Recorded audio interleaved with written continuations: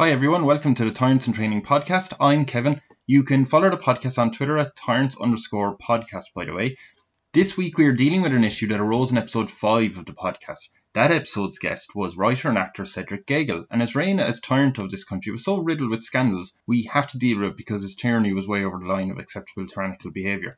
So, today's episode features Cedric on trial for his crimes, and new to the podcast, our other guest, TV writer and producer Cindy Begel. Enjoy the show. Oh, and when you listen, my apologies now for my neighbour who wouldn't turn off his car alarm for a very long time. I hope to put him on trial next week. Enjoy.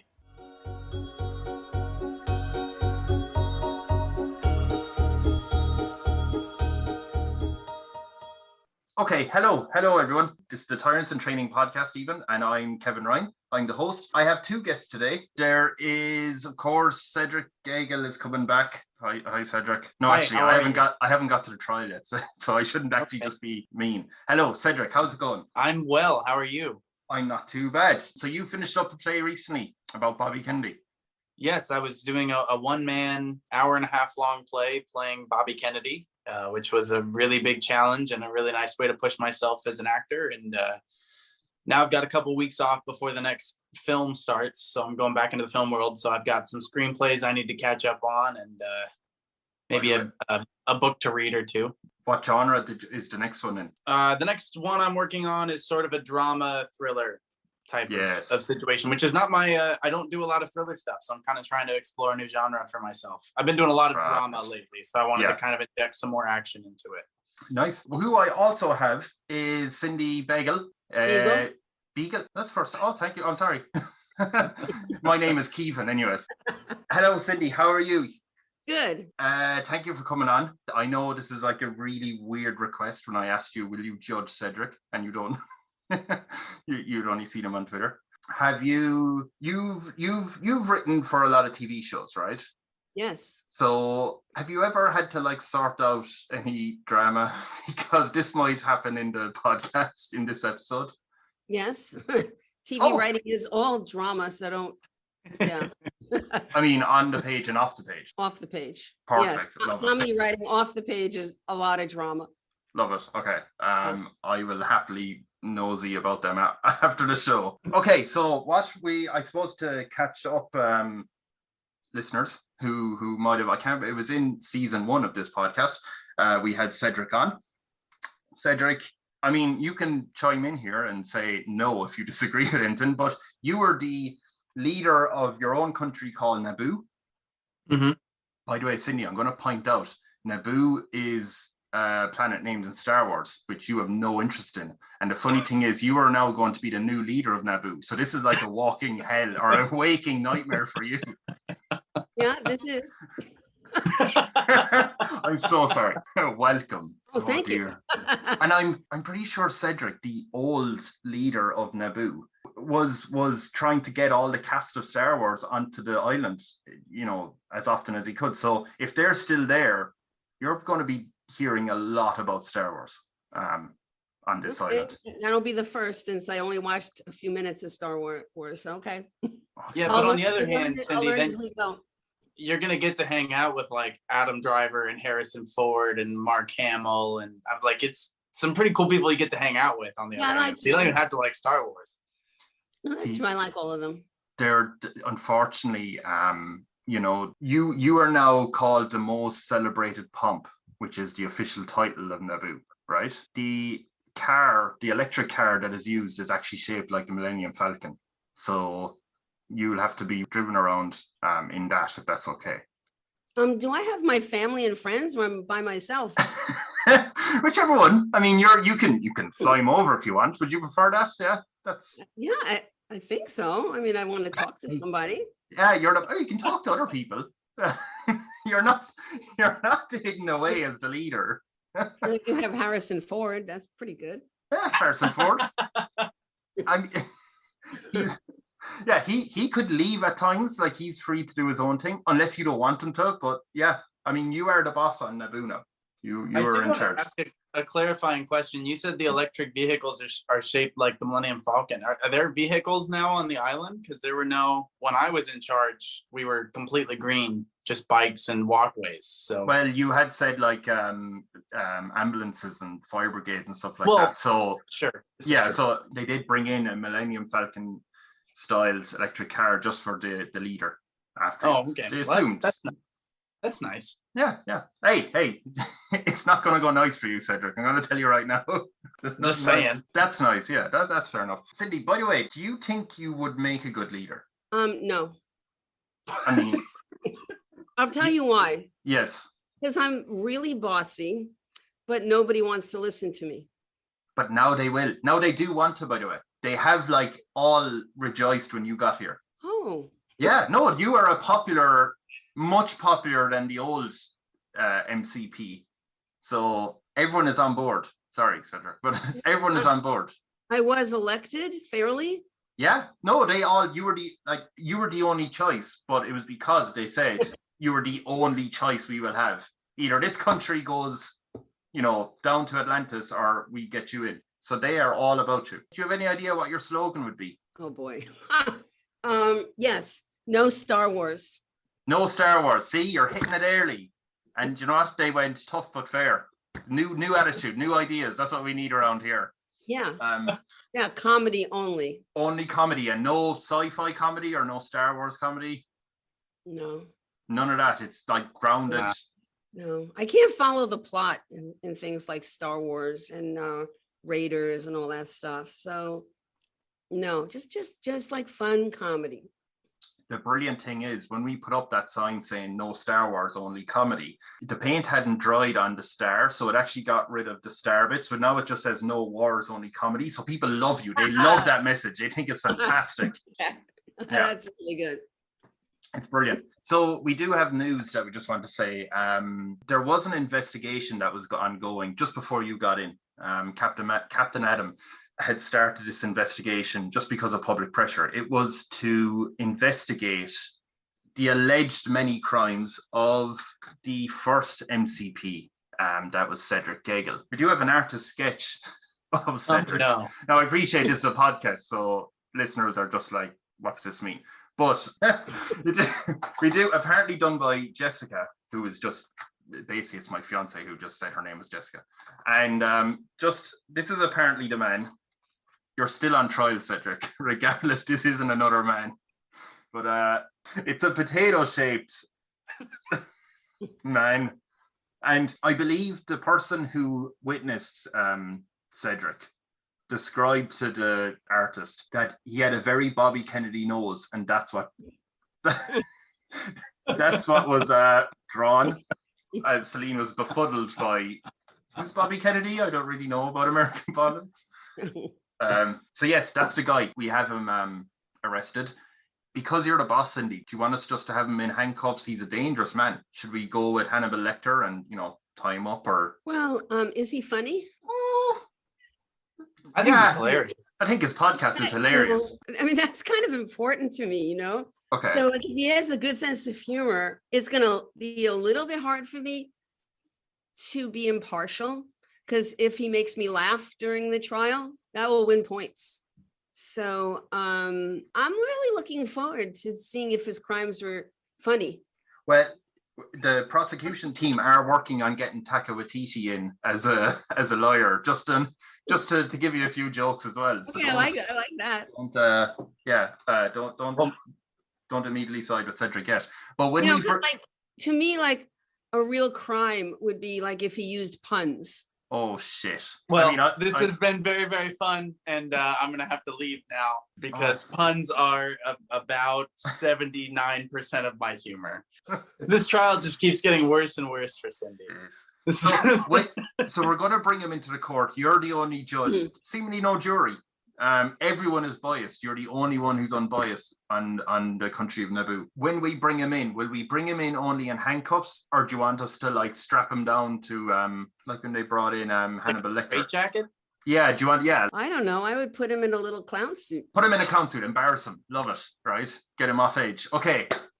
Clown suit is on with the like green hair and like, are we going Yeah, with? no, not a fake nose or makeup on his face, because I want to We see can his punch shape. him. We can punch him really hard so his nose is red. Should we do that? That might be your department. I'm not, that violent. You're very right, Captain I Adam. just like verbal cruelty. Okay, so verbal cruelty and real red nose. Captain Adam, I'm sorry, Cedric, he's going to your cell.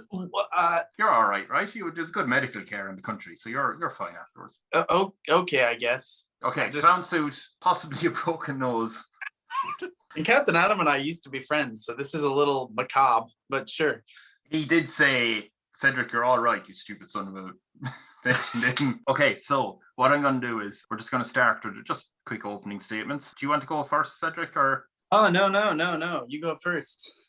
Okay, so by the way, Cindy, what should we refer to as? Should we say Your Honor, Your Majesty, Your Queenship? I like Your Honor. Your Honor. Nobody's ever said that. No. So some people have called me Queen, but then it's followed by bitch. So. Is there like a pause? Like, is it like, hey, Queen? You're like, oh, hey, bitch. You're like, oh. Nah. No pause. No pause. Okay. No pause. That is better off. No. So Your Honor would be, Your Honor sounds better to me. Okay? Your Honor. I want to be in character. So if I'm the judge, I'm going to take this very seriously. Are you going to wear like the black robes and the like, what the hair, the wig they used to put on her? Yeah, get like a Ruth Bader Ginsburg little lacy collar. Yes. Okay, so we're going to I suppose the prosecution team is going to stand up and address you as Your Honor.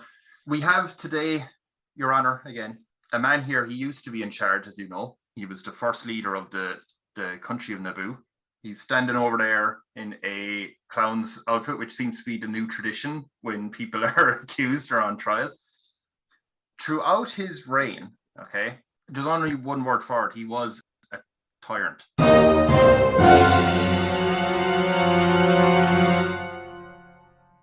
He wasn't in training. He was an actual tyrant. He abused his power. He had a massive scandal involving education and books and the arts. He abused a senator, cruel and unusual punishment doled out to him. And for that, I mean, he left the country to an election that was really ended up as a civil war. And it's only now been adjusted, or the country's been righted ever since you, Your Honor, Cindy, have come on board. I just want to say that, he will try and spin things. He will claim that other people who he put in charge of certain departments were at fault. I think we can ignore that. I will just make a mention that we've evaluated him for a psychological examination while I was at work today and not doing anything else. So it turns out the person who's on trial today is apparently 76.56% sociopathic, 72.73% impulsive.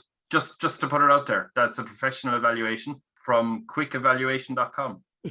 But yes, that's my entire opening statement. I'm gonna let I was just thinking, I really want to hear about the abuse in detail, and say it slowly. Yeah.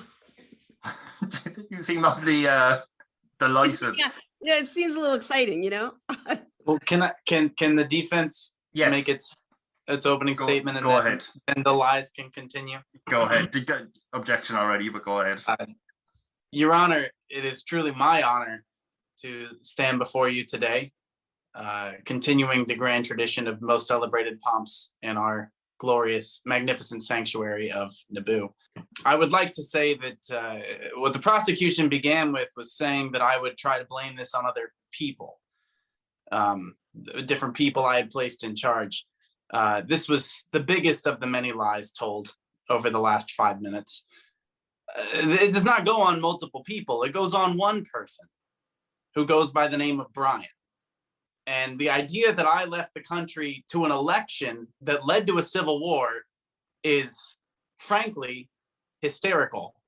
That's like saying that the invention of motorized vehicles led to the war in Vietnam. Their correlation is not causation. The reason this country ended up in civil war is because one of the nominees was Brian. because people hated him so much that they went to war over it because he's terrible and he destroys everything he touches. I never placed him in charge of anything except cleaning leaves off of sidewalks, which somehow he managed to turn into having 3,000 people hospitalized. That is not my fault. Objection, it wasn't 3,000 people. Overruled. So that's the most significant of these lies. The idea that I was just a tyrant coming in. I want to understand what precisely is so tyrannical about having a yearly festival of brownies, about 80% national parks, about engaging with the people of this country constantly, about playing board games together. I don't see what's about, oh, there's World War III springing out. Oh, let's just make a deal with Switzerland so that we don't actually have to go to war. I am confused about what I did in my pursuit of peace. In fact, one could make the argument that I was the original no wars only comedy, which is why I'm so glad that our new M.C.P, yourself, Your Honor, is so dedicated to that grand tradition. That's my only response. I look forward to denying each and every one of these allegations as they come up. And I think you will see that every single thing that happened wrong in this country, the only wrong thing I did was not shipping Brian out immediately because my words were twisted. He miswrote emails, etc., etc. And whoever recorded my words, in fact, at one point, reordered all of them, not well, poorly edited my own words to make me say something I did not say. So between Brian and Ajax, havoc was wreaked across this island, but it was not at my word. It was not at my command, although it was at my great shame. I have a question. Yes. Aren't you an actor?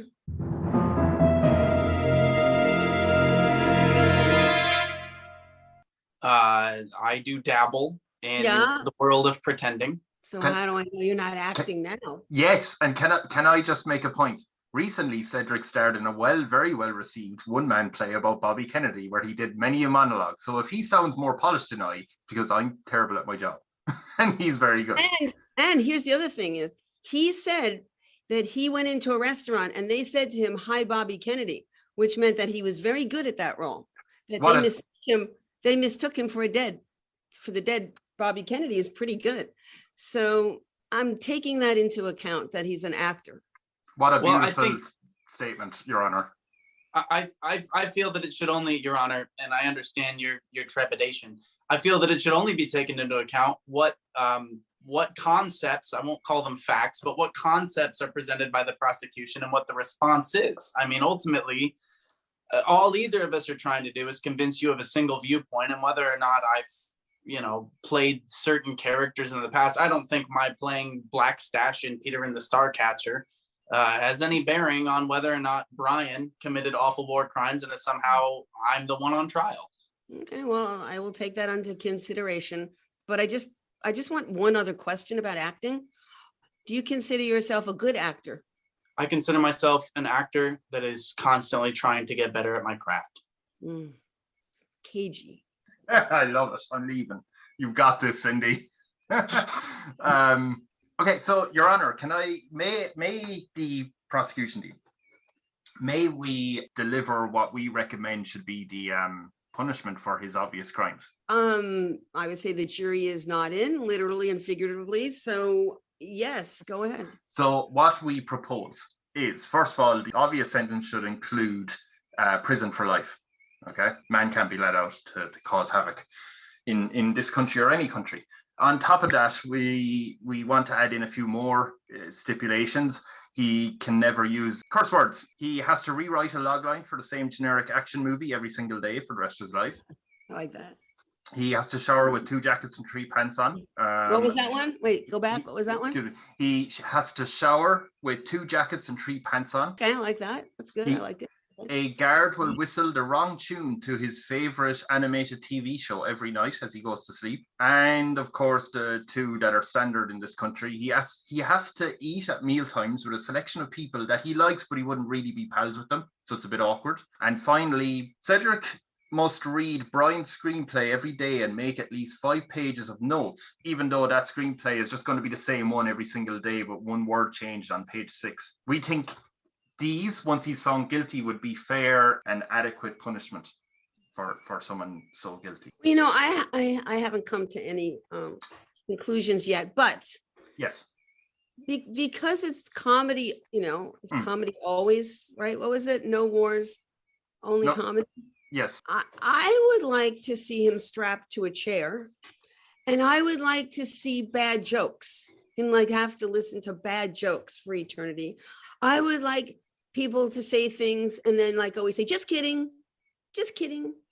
And I would like to see things like, you know, like when people do double guns, you know, like, hey guy.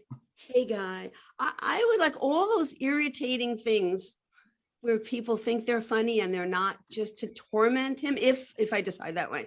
So I would like to add. Oh, sure. What a fantastic idea, Your Honor. I would just if I could add, can I add one to the list? You're on trial.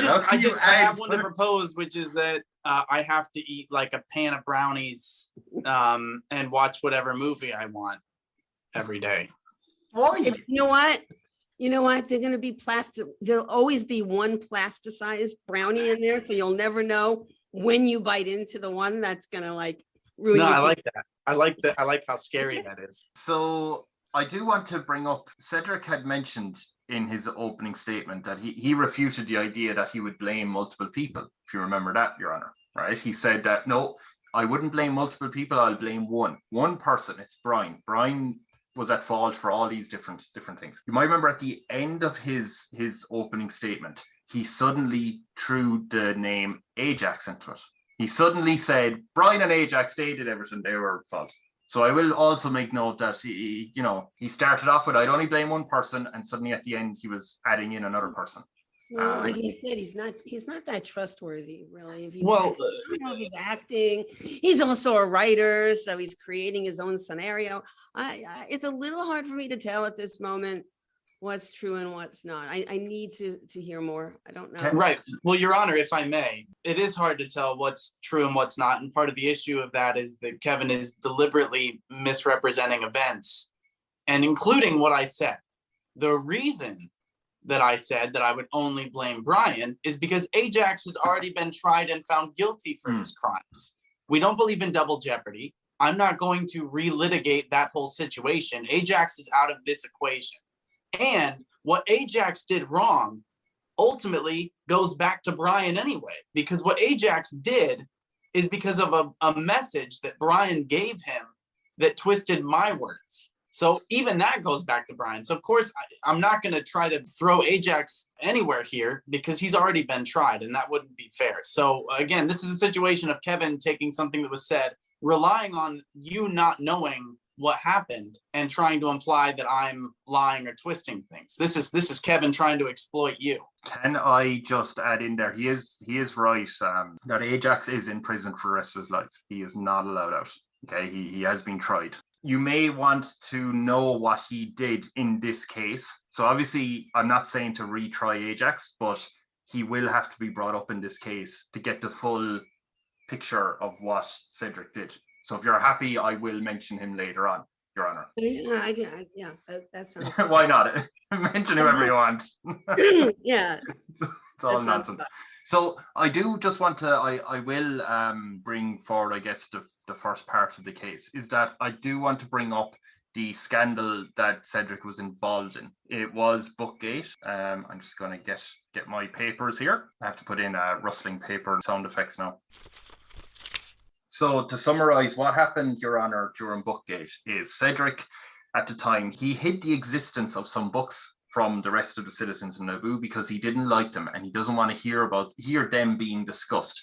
These weren't political or religious books. These were just books he just didn't like. For example, Great Expectations was gone. Catherine the Rye was gone. There was some... Romeo and Juliet. So William Shakespeare was targeted as well. All the kids in 10th grade must love you. I was very popular among the those are the books that everybody goes, ugh. And he did go on to the highest rated news channel, and he explained his reasons. You know, he said that he had made an error in judgment and he was trying to learn. He was sorry if if anyone was offended or hurt. He apologized even. I will give the man credit. He did apologize to William Shakespeare, who he did call Old Billy Shakes. I don't know, did he have a prior relationship? We haven't been able to establish it. However, and I just want to give you an idea of what, you said about he is a noted actor. He very quickly seemed to change his tune, possibly revealing his real feelings. I will quote here, if you'll allow me. During his interview where he was supposed to be apologizing, he said, and I quote, "And frankly, honestly, if you want me to apologize right now in this interview, I'm just going to say that my expectations for great expectations were not in fact great. They were very low and it somehow failed to clear them. So if you want me to apologize, you're going to have to keep waiting." Now, this is less than a minute after he said, "I made an error in judgment and I'm trying to learn. I'm sorry if any of you were offended. I apologize to Old Billy Shakes." So, this was where he immediately is changing his tune. One of the big finds we had in our investigation is, unfortunately, Your Honor, Cedric openly admitted to spying on the citizens of his country. Like through their windows? Even more heinous than that, and more technologically advanced. You are God. Please do go on. I'm intrigued as to when I supposedly did this. Believe me, when I found this out from my beloved fiance, I was mwah. During the interview, this is the first mention of Brian that he brought up. He mentioned that Brian was over on the sidelines of the interview, okay? The interview had posed a question to him, Your Honor, during the interview to Cedric, saying people were smuggling in these books into the country because they were banned, okay? Now, Cedric refuted this very confidently, okay? The interview says people who have tried to smuggle them in. Cedric responded, no one has tried to smuggle them in. I had Brian keeping tabs on it, okay? Now, originally you would believe maybe Brian, for some reason, was taking over Captain Adam's job, right? He was down by the docks making sure no ships were coming in with books of Romeo and Juliet. However, he also goes on to say, no one's been looking for them. No one's even Googled them. Now, the only way, when we dug into this, that Cedric could know nobody is Googling them is if he's actually been spying on everyone's internet searches. And that is how he knew that nobody had looked for Romeo and Juliet and the rest of the banned books. He had a mass spy network on every single citizen in Naboo, and that's how he knew nobody had Google searched for those books. How come he has so much time on his hands? That's what we're trying to figure out, because clearly the man is more interested in spying on his citizens than protecting them. I can respond directly to this. Yet again, a heinous misrepresentation of facts. And not only that, these were quotes, Your Honor, but a blatant disregard for the hard work of the young people of Naboo. This is what's happening right now. Is, again, we already referenced the 10th graders are very into this idea. The reason these books are banned is because Great Expectations is bad, because Catcher in the Rye is bad, and because Romeo and Juliet tells a bunch of 13-year-olds to go fall in love and then accidentally hurt themselves to the point of death. I don't want to, get too graphic with it, but it doesn't end well. And nobody missed them. But the reason we know about this is because the 10th graders at Naboo High School, there's only one on the island. The 10th graders at Naboo High School, they had a self-guided class in social studies where their final project was they had to kind of do some digging on a subject of their choosing. And one of those students, Tanisha, who's a rising star and perhaps one day will take over for you, M.C.P. I'm sure you know Tanisha. Already threatening. But Tanisha is very interested in analytics and in big data.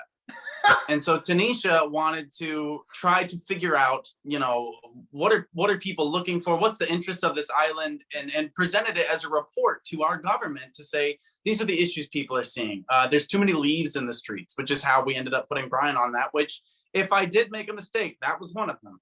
But that's how we found out about these kinds of things. It was no data was dug up, no spying was done. This was all public record. And it's just like analytics where you see, during the Oscars, people searched, Chris Rock's name. Well, she looked up, books. What are people Googling? What books are people Googling? And there was a long list of what people are Googling. Wheel of Time, a bunch of people looking it up. Aristotle's Poetics, shocking number of people looking it up. Those three books, there was not a single search that came up. Now, of course, somebody might have looked it up at some point and it just wasn't enough data to register on this graph. But that shows that a negligible number of people were not researching these. We never hid this knowledge. These people weren't born on this island. They came from other places. It's not like they came in going, I've never heard of that book. These are 3 very famous pieces of art. Just no one cared about them. No one even cared enough to look them up.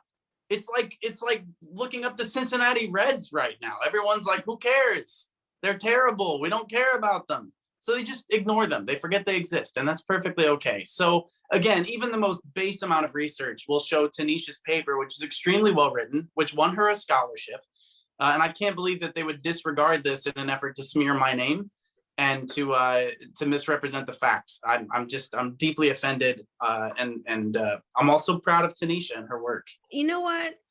I'd like to add A Tale of Two Cities. Listen, pretty much anything by Dickens. That also needs to go. Yeah. May I respond to this sort of tale that Cedric has weaved, Your Honor, please? These facts that Cedric has presented. Again, I'm going to read the quotes from his interview. No one has tried to smuggle them in. I had Brian keep tabs on it.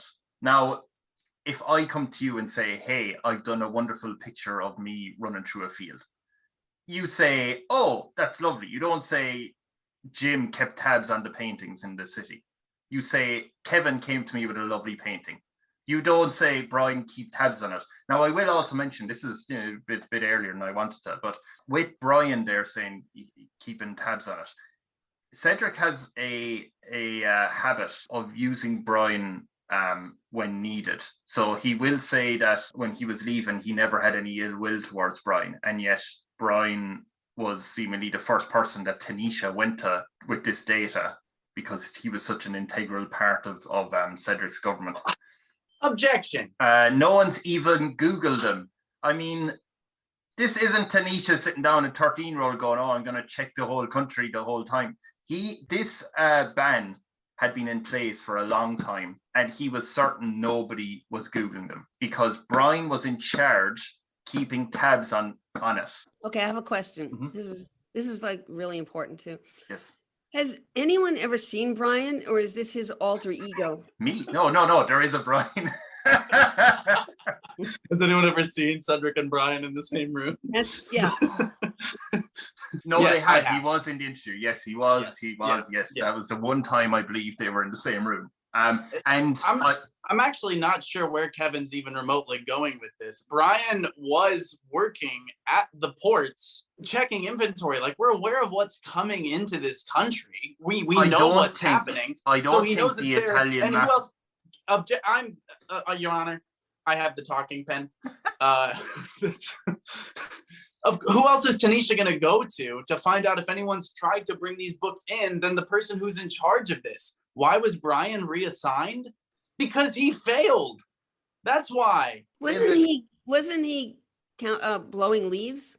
That was he was moved down punishment for being bad at this. First of all, just to respond to that, he's saying that Brian was down by the docks checking inventory, and that's how he knows no books were coming in. It was said in that interview that there was mafia gangs from southern Italy bringing in books. Now, I don't think they were coming into the docks and filing paperwork. So there was no way that even if Brian was down there, even if the whole police force was down there, they're not catching the mafia if they actually are smuggling in books. So he knew they weren't coming in because he had spied on everyone's internet searches, all their communications to figure out whether they are responding to these illegal gangs. And the other thing is, Tanisha went down to the docks to give Brian some information from her school. No, why would a 13-year-old go, oh, I want to get this information quickly to the government. I better go down to the docks. It's the opposite. Very weird. She went to Brian to ask if anybody had tried to bring it in first. Second, during that interview, I was asked if anyone was trying to smuggle it in. I said, no, that has not happened. Third, if anyone does smuggle it in, that's not the fault of my government because someone's breaking the law. That's not how the law works. No, it is not. But it is his fault that he would spy on his own people. That is abuse of power. I just think Tanisha's 13. Her parents wouldn't let her 10 feet away. Parents don't let kids go anywhere. So that part of the story doesn't ring true. So are we just implying, where did Tanisha get this data then? Because she had it in the paper. I've never seen Tanisha, and she was never brought up in that first episode at all. I will just Well, yeah, we just didn't bring her up. I can't bring up every single person on this entire island. That would take at least 5 minutes at a minimum, more likely a week or so. It would take a while. So, of course, no, she didn't come up. But I wasn't there when Tanisha went to talk to Brian, but maybe her parents were with her. This is a very safe place. Kids run everywhere. They run amok. It's like the 1970s out here. Your Honor, sorry, Your Honor, do you want me to go next again? Because I mean, as I said, I have other issues that need to be brought to you. So, we started bringing up Brian. One of the accusations put towards Cedric is that he had a malicious and consistent vendetta against a government official. Brian started out as being in his government, ended up doing a fantastic job, I must say, on the sidewalks, cleaning leaves. And he helped a great many people find new work after Ajax, who was in prison, beat up 1,300 people. And afterwards, Brian was elected to the Senate. Okay, so that's kind of a brief view of his political history. I had mentioned that, Cedric had said that he never held any ill will towards Brian. He mentioned this before the election. Brian went for the election to be the next M.C.P. However, the first mention of Brian is during his interview on Bookgate. And he mentions, after Cedric says no one's even Googled him, referring to the books, he adds, Brian's a bit lax. Brian sucks, and I think we all know that. That's on you, District 18, for voting for him. Now, this apparently, in his first mention of Brian, is already painting Brian out to be someone he doesn't want, even though he's in his inner circle. He's one of his key men, apparently. The man who is making sure no books come into the country that he doesn't want. Once Brian was transferred to the Department of War, I think it was, or Department of Defense, Brian was tasked with being a translator. Okay. Brian is noted as the greatest Swiss talking man in Naboo.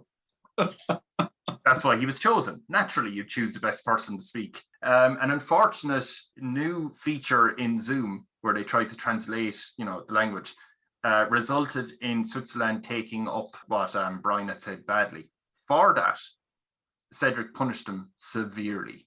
Okay, he booted him out of the department that the rest of his colleagues had been so happy to see him in, and had busted him down to sweeping leaves. I will say the country is 80% trees. So the amount of leaves on that sidewalk was ridiculous. Also, do you remember he said that there isn't many cars in this country? A lot of electric cars for like ambulance and stuff, but there's only bicycles and stuff like that. So you can imagine how many sidewalks there are. Everything's a sidewalk. There's hardly any street for cars. Just people walking on sidewalks all over the place. And Brian was tasked with sweep the leaves off them, Brian. And then when he was asked, well, will I sweep them off the street as well? Oh, no. You're not good enough for that, Brian. You just stay on the sidewalk. Wasn't allowed to leave it. So I just want to give you an insight into Cedric's thinking on the harassment of Brian, the person he supposes he has no issue Well, with. it sounds terrible. Yeah, I agree. Sounds terrible. You're right. Has anybody seen Brian since he's been incarcerated? Oh, since Cedric's been incarcerated. I thought Brian was. Sorry, no, Ajax has been incarcerated. He is. Yeah, Brian has taken a much needed break. He's still in the country. Your Honor, wow. First of all, that's my first statement. Are we so lost as a country that we cannot appreciate the nuance between disagreeing with someone's actions or their job performance and them as a person?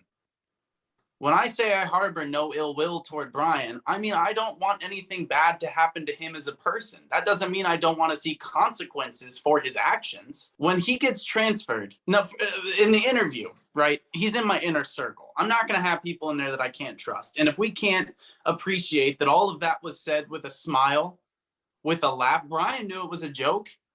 People joke. These things happen. People joke about each other. Now, maybe the joke doesn't always land. And again, we've dealt with that enough. Obviously, a lot has happened since then, but maybe some people didn't take that as a joke. I would like to say for the record that it was a joke. The people of District 18 are wonderful. They make the best brownies. I love them. Beyond that, the Department of War thing, we're kind of underwriting what happened. I told Brian to go tell Switzerland because every country was required to declare war on somebody else because World War III was starting, which is wild that was a stipulation of being a country, by the way, was that we had to declare war. That's the UN. That's not on anyone. That's not really on Kevin. That wasn't, no. But I asked that we reach out to Switzerland to say, we're going to declare war on you guys, but we'd like to declare a truce immediately after. That's now, Kevin, you probably have my exact words there, don't you? The UN said every country has to go to war with some other country. What country do you want to go to war with? Switzerland, no hesitation. Switzerland will just concede, both will truce. So I said, let's go do a truce. The message Brian sent, and I don't want to hear about Zoom issues, because why he was declaring war over Zoom is a big question that I have for Brian. But the fact of the matter is, he said, we're going to war with Switzerland. That's all he told them. So yeah, you're going to get demoted. I don't care how much your colleagues like you. How am I supposed to leave you in charge of war when the first thing you do is directly contradict my orders and put us to war with a major country in the world? Of course you're going to be demoted. And then this whole, he wasn't even allowed to sweep streets. That's a blessing. There's so many sidewalks. I'm not going to make him sweep the streets too. That's a lot of work, man. Can I just add here? Cannot believe the way this is being framed. Your Honor, I will just add more quotes here from his confession, seemingly. There was translation issues. Brian was the one who translated. And in, quote, Cedric, inept moron, don't put him anywhere near this. An outburst in the Oval Office, or whatever office, I don't know what you call it, to be honest, but yeah. Then it was also added, no, Brian is being reassigned away from the Department of War. Brian is going to go sweep some leaves somewhere, down on the path by Shulman's Bakery. He has to sweep leaves for the whole country. It's a situation of national morale. It's national and natural morale, actually. Yeah. The country has 80% national parks. Sorry, I think I was off of it. This is what he himself stated about Brian. He was going to turn him into Sisyphus with sweeping up leaves. I was going to suggest that. That's exactly what I thought. Does that sound like someone who is saying professionally you need to move on and we wish you the best of future endeavors? Or is that cruel and unusual punishment to break that man? Does Brian and Cedric still have a relationship of any sort? Oh, absolutely not, unfortunately. That's not. Well, I don't think he can. I would the trauma. Say a big reason why we don't. A big reason why we don't is another thing that Kevin left out of Brian's so-called illustrious career. He left out several things, most notably being the coup that was launched against me and led by Brian, where they tried to murder me. I don't think there was any evidence found that Brian was leading that. I seem to distinctly recall it because his wife let him off scot-free. Your Honor, if you let Cedric off this evening, would that mean that you're married to him? It's literally his wife. It's not. Oh, it is his wife, yes. But I mean, that's just, listen, someone. You said a twinkle in her eye. I read the report. She's a lovely woman. Yes, she is. She is. I cherish her. But this was a coup. We shouldn't be out here smiling. Now, right, Your Honor, it was a coup. There was a coup. Your Honor, may I ask you a question? Please. If, I don't know, where's the random staff member? Stefan. If Stefan was your Minister of War, and you said, I have to declare war on someone, I want you to go and tell this country, hey, we have to declare war on you, but we're going to call it a truce. And what Stefan told that country was, we're going to war with you. Better prepare. And then left. Would that be cause for demotion in your eyes if he just launched a war against your orders and then left the situation? That does seem pretty inept.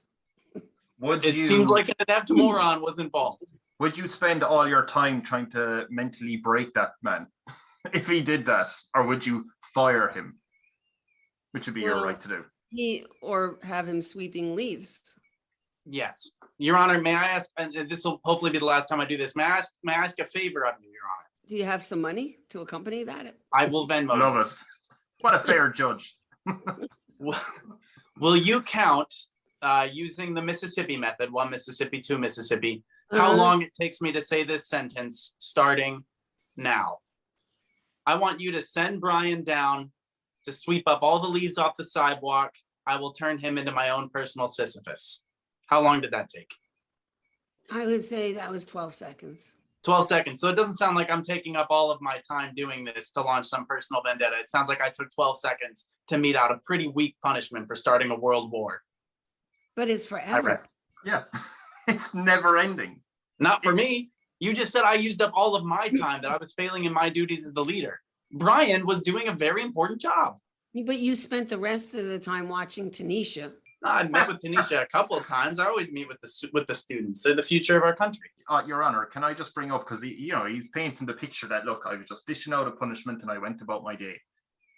I don't think that's quite true. Later on, we asked Cedric at the time that his birthday was coming up and how did he want it to be celebrated, because the people of the country did like their M.C.P. at the time. They did want to celebrate his birthday. They had gone up to Brian, who was on the street furiously trying to get rid of leaves, and it's impossible because the country is 80% national parks. They went up to him first and asked, but he didn't want to hear about it. Why? Because the man was going through a mental breakdown with leaves everywhere. Cedric made the comment, he's not a people person, not anymore. We finally beat it out of him. Now, are you telling me that that is a statement of someone who's just casually going about his day? That seems very vindictive. I have another question. Yes, indeed.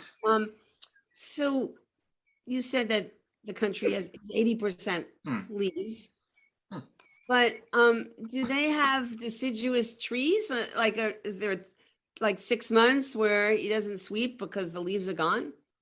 No, it's a really nice Mediterranean scape. We have deciduous and coniferous. We're very excited about our diversity of flora and fauna here on the island. But yeah, I mean, Brian has a staff too. I mean, it's not like it's just Brian.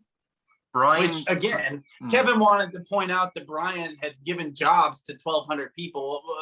Brian's also the reason those 1,200 people needed jobs. I just want to point that out. Brian gave Ajax the wrong message, which is why all those people needed jobs. Sorry, Brian gave Ajax the wrong message? I thought it was Brian. Was it you? No, you had sent down Ajax to sort it out. That is not what I said. This is the whole point. It was misphrased. I said to help those people find new jobs, or whatever I said. It was not to deal with them, which is what the message given to Ajax was. That is not what I said. It's not word for word. And I will admit that saying that we beat the people person out of him was not my best moment. And I will freely admit that. And I'd love to say that you were misquoting me, but that is exactly how I would have said that. So that's probably something I did say word for word. And I will say that that was not my shining moment as the leader of this country, but it was very funny. It also sounds like it's over. It's like he just admitted something really bad. Not really. I mean, you really needed a lawyer. You really needed a lawyer, because all I said was that I made this guy go sweep leaves, and then I made an inappropriate joke about what had been done. But inappropriate joke, I mean, that's not exactly a crime worthy of jail for the rest of my life. You're making one offhand comment about a guy. Your Honor, I feel like I prefer to let the facts speak for themselves. Okay. I'm not going to stand up here and be the more charismatic person, because it's impossible. Look at him. God damn it, he's a great actor. So I thought there's no point me delivering the facts when we did have an investigative detective on the case. So I would like to call a witness, if that's okay. Oh, no. I was hoping at some point we'd have somebody else. So yes. It's not you. Exactly. So I'm going to turn now, because I have headphones on. I don't think she's going to be able to hear ye. So I will relay the information. But I will. This is Celine, by the way. Hello. Hello. Can you hear Celine? Hello. I can. Yes. Oh, see, it worked. Yeah. Thank you for doing this. So you actually listened to the last episode. Yes. And you investigated and you found out all the information. For example, that Cedric here was spying on people using Google. Openly admitted it, yes. Brazenly admitted it. I have to say. Oh, wait. I believe we've already litigated this issue, and the Tanisha defense has been invoked. Invoked. Not invoked. Sorry, Your Honor, should I be doing any, do you swear to take the whole truth or anything like that, or are we good? She has an honest face. I'm good with it. You have an honest face. Oh, thank you. Okay, so yes, I'm just going to ask a few questions here. So you investigated Cedric, I did. the former M.C.P. Yes. Okay. What did you find striking when you first investigated in regards to Brian? Well, Brian seemed like a stand-up guy.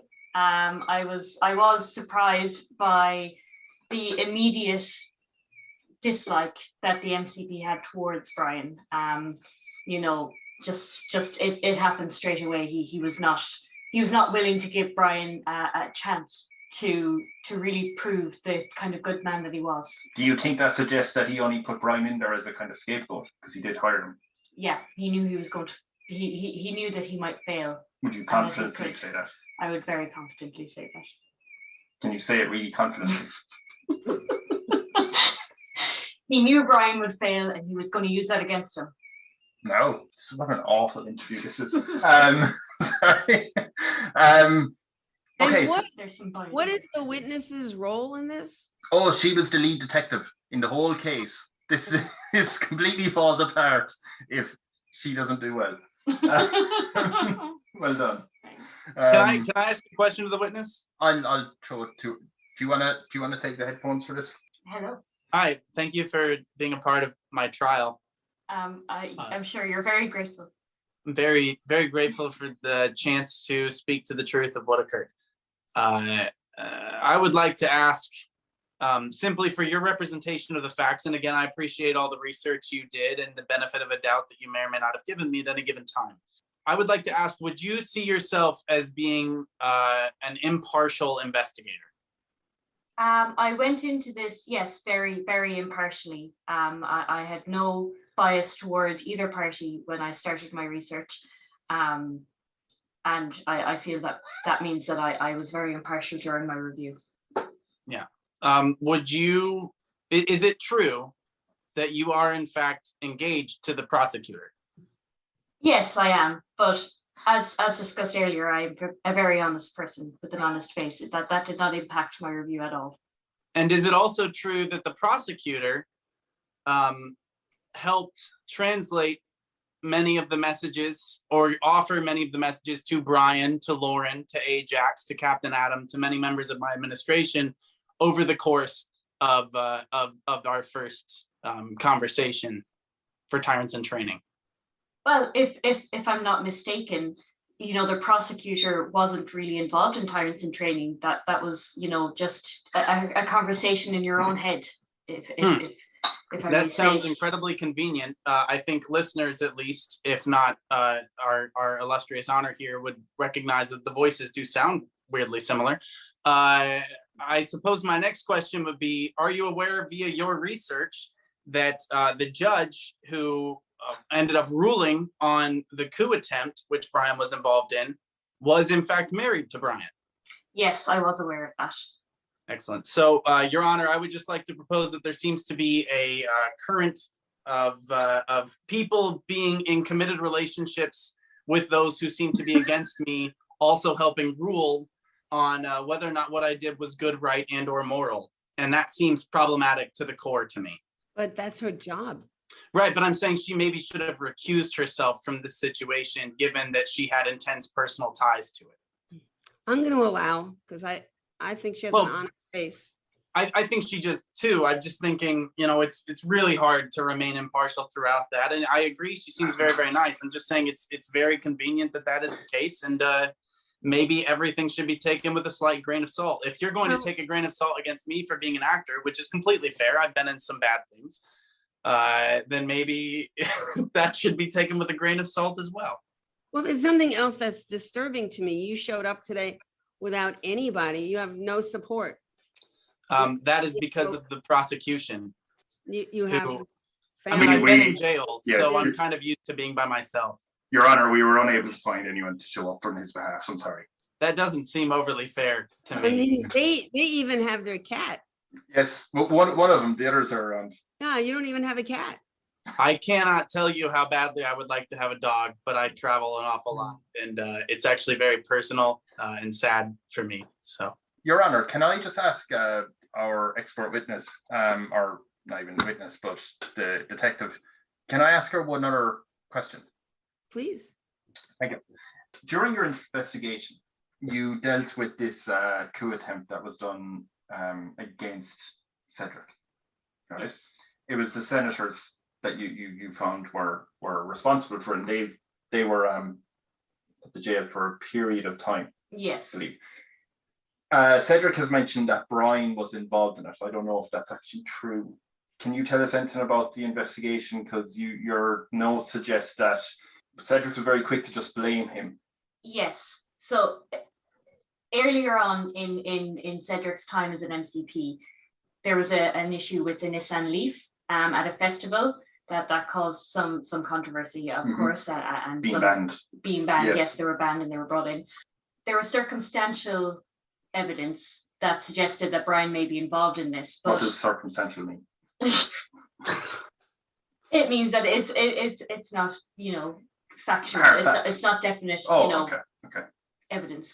But there was a box of leaves in the van, or in the Nissan Leaf, and Brian, I apologize, M.C.P thought that meant that Brian must have been involved in this attempt, but there is no hard evidence to point to this. Did he immediately go for Brian then, you're saying? Immediately, yes. No. But in the case of the coup attempt, in M.C.P's defense, I do believe Brian was involved in that. Was he, you believe it, but can you say that he is guilty, or do you just believe he is? I believe he is. Okay, but you can't say he is guilty. No, but he was he ever found to be guilty? He was not found to be guilty okay. by the Capricorns. Right, yes. For our previous discussion, because his wife was one of the Capricorns who her eyes twinkled as he was released. Also, Brian later took credit for the Nissan Leaf incident, I would like to point out.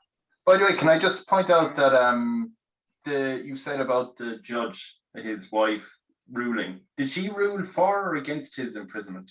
I know the other 4 voted against. Did she vote for?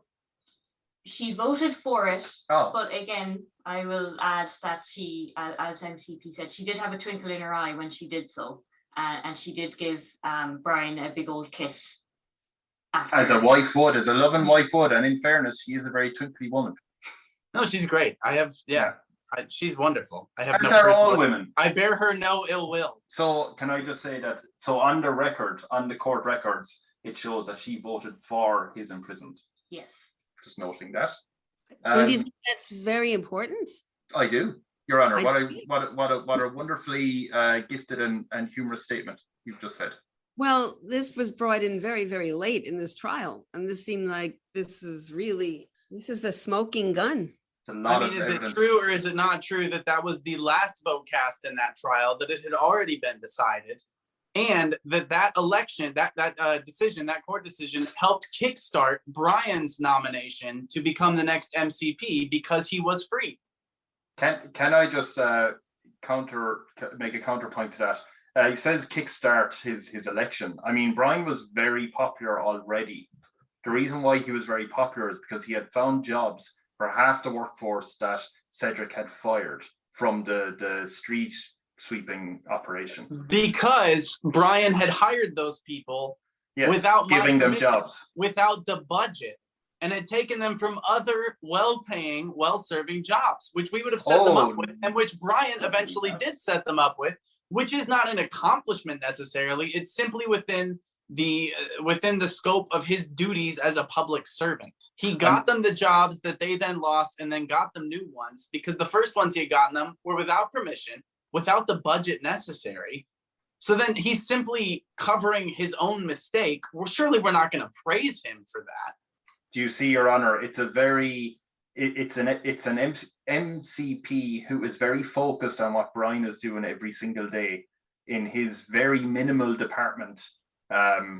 Well, it's that is just a hard because nightmare. everyone else in my government is good at their jobs. So Except Ajax, who, unless he is saying Ajax is good at his job, which is one contribution, it seemed, was to go down there. Ajax was And pretty good at his job until one day when he was no longer good at his job got because caught. of what he was told, not by me, but because of somebody else. And he was then thrown in jail for that, which I fully endorsed, which I thought he should be.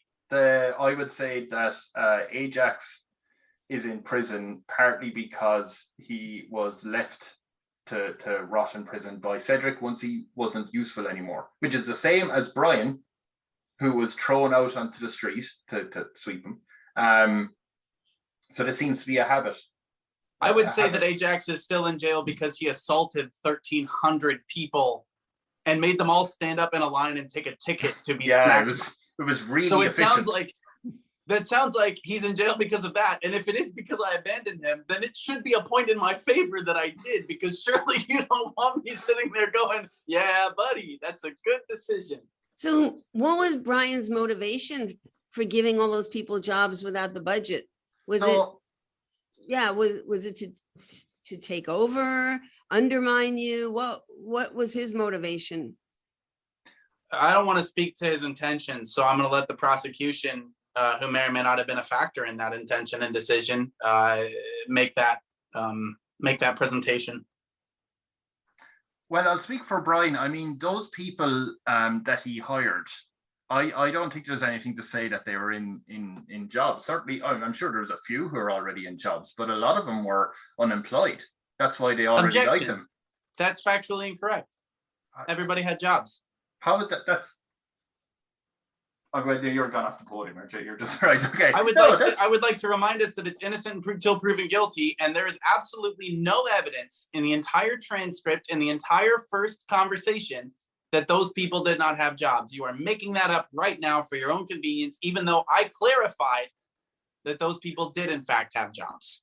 Because later on we had a conversation about where they would get jobs, and I said there's plenty available because of the ones they formerly had. May I read, Your Honor, from this investigative report again? Yes, I need more information. Thank you. This is after Ajax had gone and throttled 1,300 people. 1,300 people. He did. He throttled them, right? I thought he just smacked them. I've been misinformed. No, I will read in a moment. I'll go back to Ajax, but I'll just stick on this for a minute. I'll believe you. Ajax would definitely do that. So yeah, just go ahead where you're at. Then it's also added that Brian is very good at convincing people. He found people with no purpose in life. They didn't work and they didn't want to work. So those are the people he found, and he put them on the street cleaning. Then when M.C.P. wasn't happy with the amount of people in work, he sent Ajax down there, who then proceeded to beat them all up, or half of them up, and they were let go.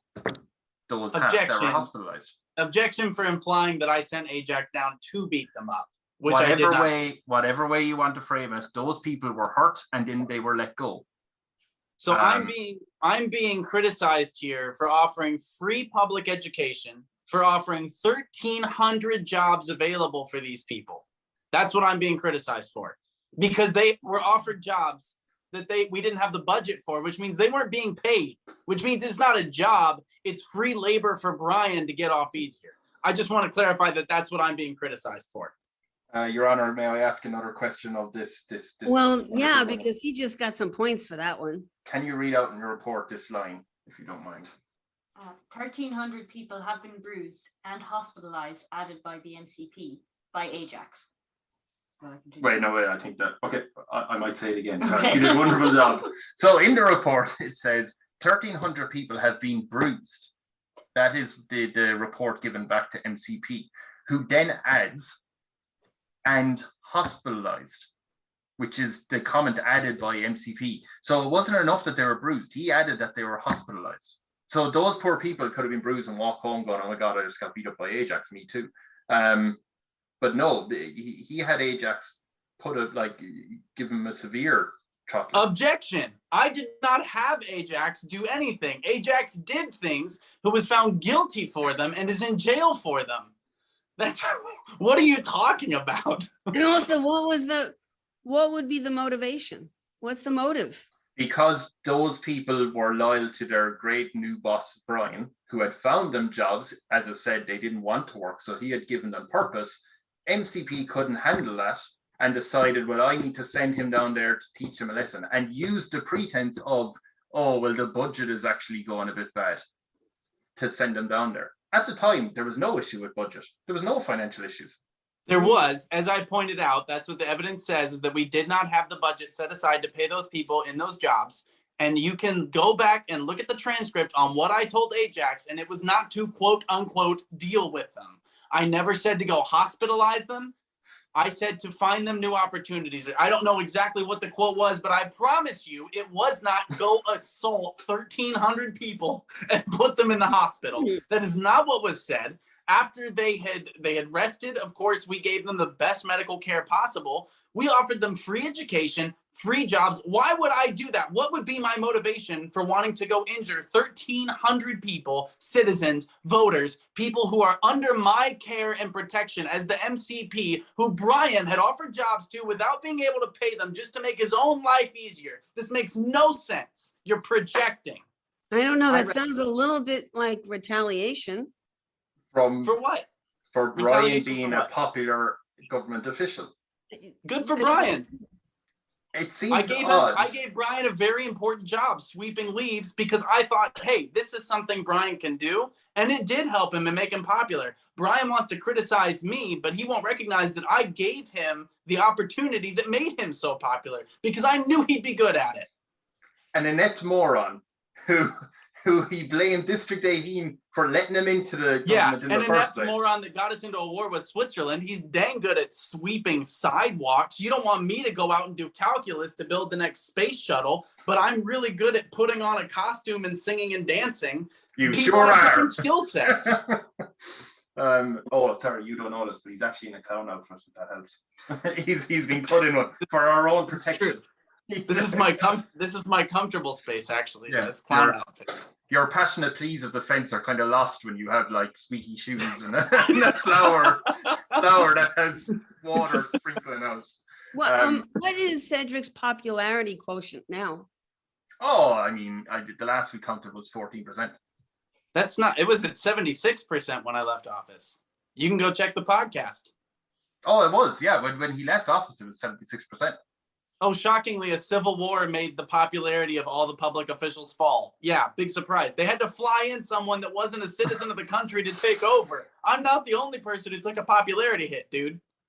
Your Honor, you see, I mean, the man lashes out at multiple people, including yourself. He's lashing out at the new popular M.C.P. Your Honor, I have not lashed out at you. I'm lashing out against the lies of the prosecution. I feel that I've been nothing but respectful to you, and I do apologize if that has not been the case. You talk a lot. I'm attacked a lot. Your Honor, would you like us to finish with closing remarks? Or yes, I'm ready for those. I mean, simply for me, it's the man is guilty of these things. He has spied on the people. I think we've shown that. I don't know who Tanisha is unless it's an alter ego, but you know that happened. The clear slam dunk is the fact that Brian has been tormented from the very day he was elected by District 18. Those poor people that he helped and then later helped more people to get jobs were attacked verbally, Ajaxally, because there was an obsession against Brian. And I just think for those reasons, I mean, you can't let him out walking around and starring in what I'm sure is a wonderful new project he'll be doing with later. That's why, again, I think he needs to be put in prison for life. He needs to have to rewrite a log line every day for the same generic action movie. He needs to be banned from using curse words. He needs to take showers with 2 jackets and 3 pants on at all times.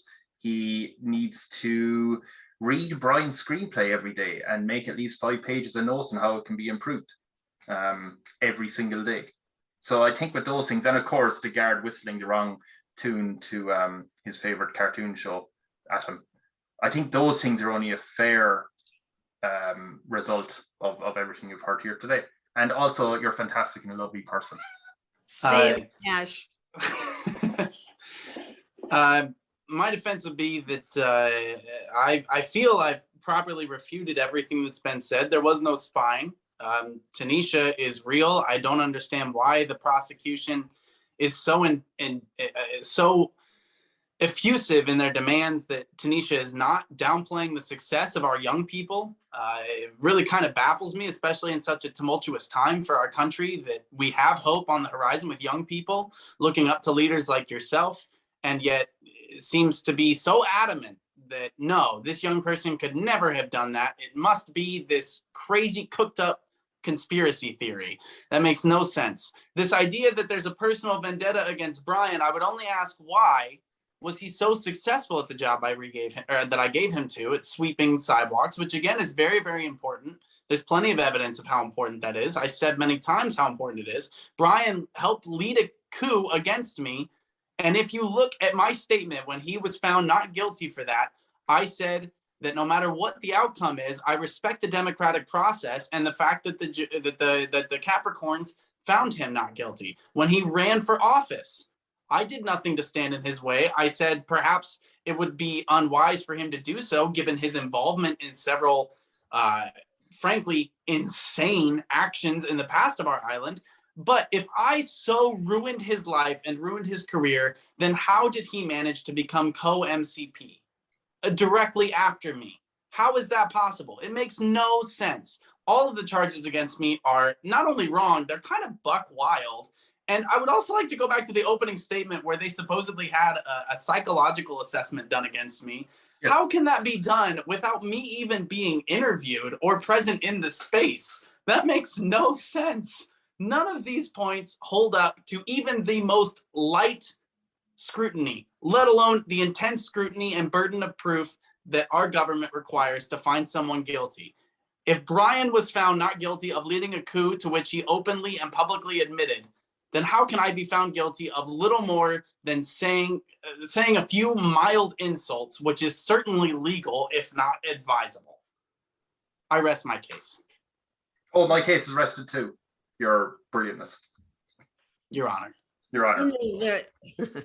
I've given this a lot of thought. Have you? I have. Oh, good. Okay, so on the prosecution side, you have a witness. That's like pretty good. She's nice, isn't she? Really good. Really good. Excellent. And a good witness too. A great witness who pointed out several inaccuracies in the prosecution's reports.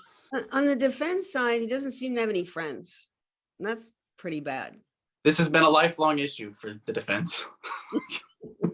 You talk a good game, but like, for instance, if you had gotten Tanisha on the phone, that would have helped you. There were a lot of things you could have done. You could have had some charts and graphs. You didn't really make, other than your fancy actory talk, you didn't really prove a lot to me. I mean, yeah, your logic is pretty good and you have nice green eyes and like that all counts. A little too late, but so I want to be fair, okay? Because at first I thought mistrial, but then we have to do it all over again. Oh God! Want to do that? So this is what I'm thinking. I think this is really fair, okay? I think that because I love the punishments so much, I would really like to see him have to face some of those punishments. They're just so good. And it would be like an experiment. We could see if somebody could stand those things for a period of time. So rather than life, which I think is too long, and I do believe in the death penalty. I might have gone for that, but you didn't ask for that. Damn it. Sorry. I'm sorry, what? I would have brought a graph if I knew that was on the table. There would have been many Tanishas. Or hired a Tanisha. You had a lot of options. Well, I'm using my phone for the call, so I couldn't call anybody. So okay, this is what I think. I want to see those punishments inflicted upon you, but I only want them for 3 months. So you're kind of guilty. So you have to do all those things, that list, and plus some more that maybe he could think of, but for 3 months. I am sending you a script every day for the next 3 months. That's great. That's good. I will really appreciate that. It'll be good to get my spam filter working. Your Honor, I think that's, well, I don't think it's fair, but I will take it, to be honest with you. Oh, Your Honor, just to give you some information, because you've been doing all this, but you also run the country. We do have a bit of good news for you, if that's all right.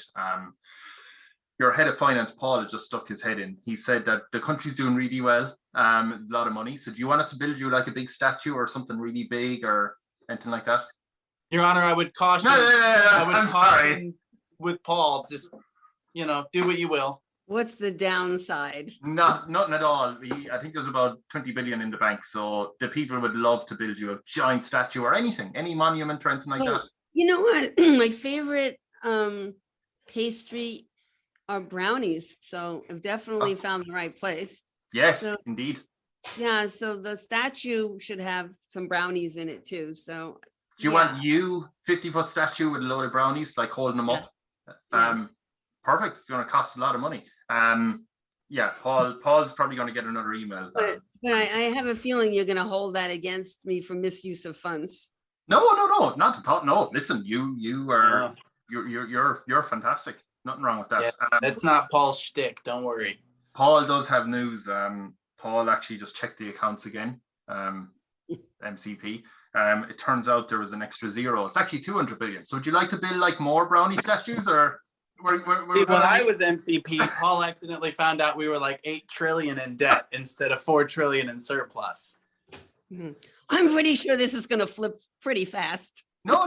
We have 200 billion. So we're going to build Dotham around the country. So yeah, I mean, Cindy, you're reign on Naboo. You can change the name if you want. If we're getting rid of all the Star Wars references. I like all the work that he did. And I like history. I don't want to throw out everything. Didn't you write on Mork and Mindy? Yes. Wasn't one of his things Nanu? Yes. Yeah. Do you want to rename it to Nanu? From Orc. Mork from Orc. Yes. Because I was like, do you want to change the name of the country to Nanu? I like history. We're sticking with that. He did all that work. Okay. And I did nothing. Thank you for recognizing my work. And I respect creativity. Okay. You're glorious M.C.P, ma'am. Right. Okay, so we're sending off Cedric for 3 months right beside Ajax in a cell so we can take showers with clothes on. No, and please, 2 over. He can't bust through that wall. It's reinforced. Cindy, you are the very popular M.C.P of Naboo with multiple massive statues of you holding brownies around. Paul is doing fantastic in finance now. It just needs the right leadership, seemingly. Yeah, I mean, that's pretty much the end of this very weird and intense show episode. You're gonna edit it down to 4 minutes. God, imagine where it's just me talking. And it's just me going, Brian, and then it ends. It's me saying hello and then Cedric getting really upset and just remove the Brian. So it's like, God, Cedric's a terrible guest. Or just the two of you. Okay, so everyone listening, whoever's listening, thank you for listening to Tyrants In Training podcast. And I want to thank my guests, Cindy Begel and Cedric Gegel. Yeah. Right, yes. Okay, yes. So the two of you can be found on Twitter, right? Yes. Yeah. Because I follow you, so that's all I know about that. Do you know what your Twitter handles are? Or? I think, isn't it both of us have our names, right? Yeah, these aren't very common names, so I'm just at Cedric Gegel. Yeah, and Cindy Begel. Oh, okay. Yeah, so this is the end, and goodbye and everything, everyone. Okay, thank you. Thank you. Thank you, everyone. Noticeable pause there, Cedric. Thank you. I wasn't sure if we were all saying thank you, and I thought maybe the Zoom would just shut down and I'd be like, oh, bye.